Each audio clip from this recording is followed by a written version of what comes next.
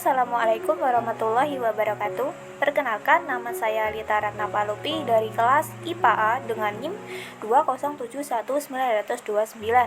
Di sini saya akan mempresentasikan tentang modul yang telah saya buat dengan materi pembelahan sel pada tema reproduksi manusia.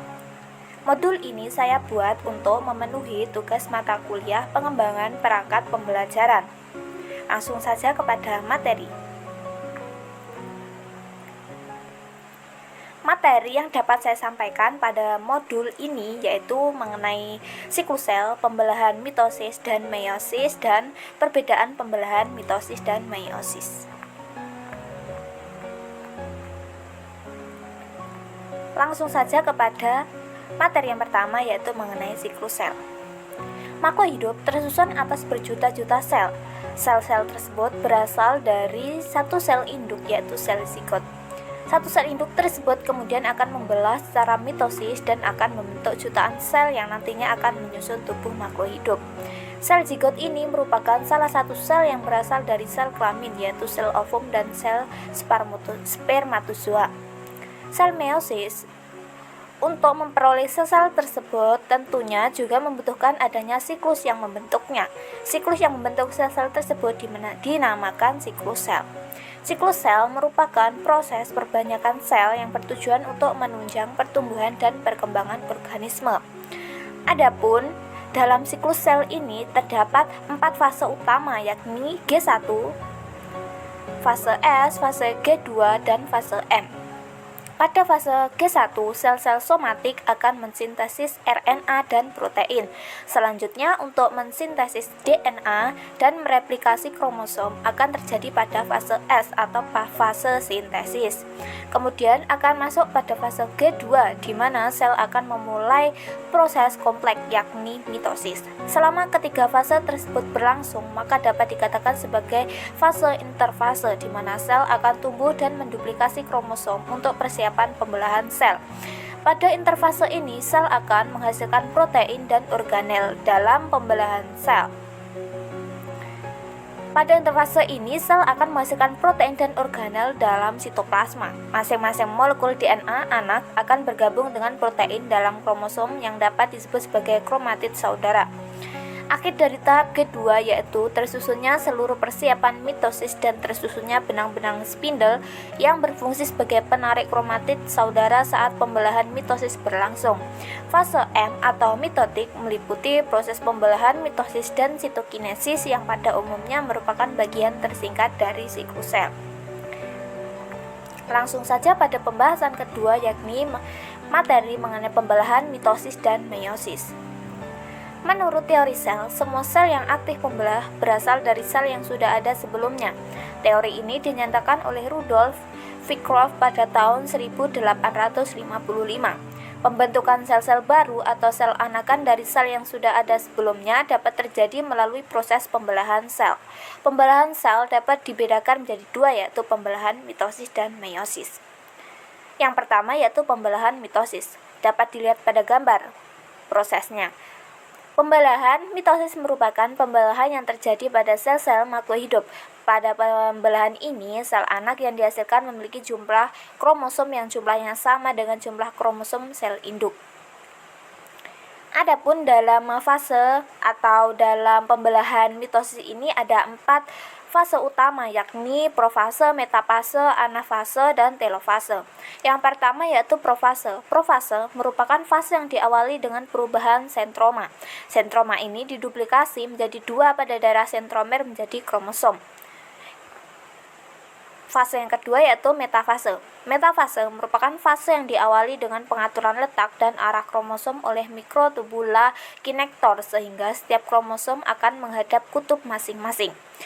Fase yang ketiga yaitu anafase. Anafase merupakan fase yang diawali dengan terbelahnya kromosom menjadi 2 kromatida yang masing-masing akan dihubungkan dengan sebuah kinektor.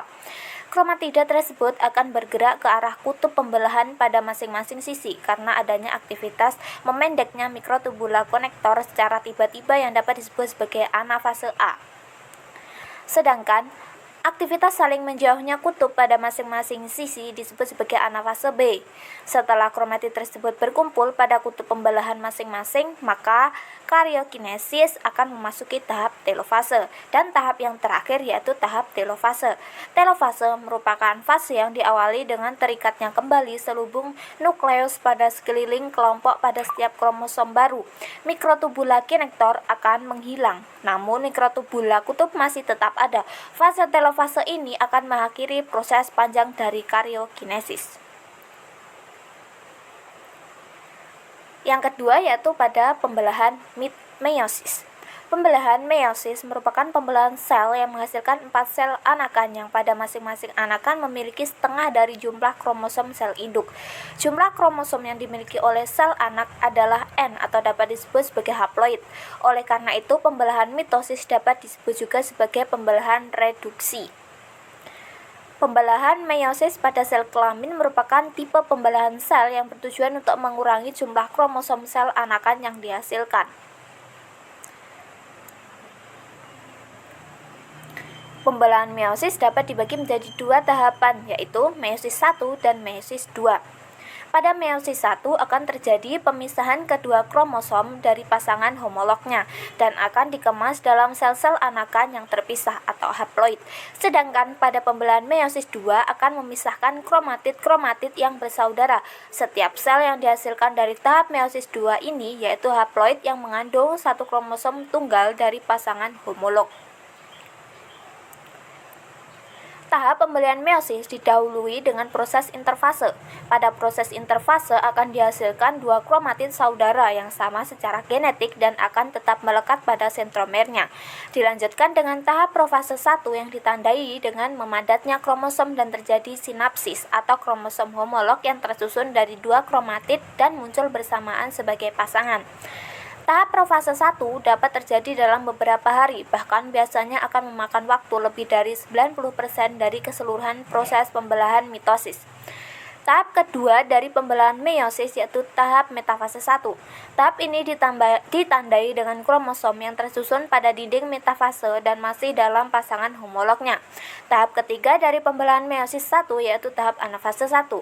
Pada tahap ini, benang gelendong akan menggerakkan kromosom ke arah kutub yang sama dengan kondisi kromatid saudara yang akan tetap terikat pada sentromernya. Tahap terakhir pada fase meiosis 1 ini yaitu tahap telofase 1. Tahap ini ditandai dengan benang gelendong yang memisahkan pasangan kromosom homolog sampai kromosom mencapai kutub sel. Yang kedua yaitu meiosis 2. Pada pembelahan meiosis 2 terdapat 4 fase utama yaitu profase 2, metafase 2, anafase 2, dan telofase 2. Pada tahap profase 2, benang gelendong akan terbentuk dan kromosom akan berkembang ke arah pelat metafase 2. Pada tahap metafase 2, pelat metafase akan ditempatkan seperti mitosis dengan menggunakan bantuan kinektor kromatid saudara. Masing-masing kromosom menuju arah kutub yang berseberangan. Pada tahap anafase 2, sentromer kromatid saudara akan berpisah dan kromosom individual akan bergerak ke arah kutub sel yang berlawanan. Pada tahap telofase 2, nukleus akan terbentuk pada kutub sel yang berlawanan dan akan terbentuk 4 sel anakan dengan jumlah haploid dari kromosom yang tidak direplikasi.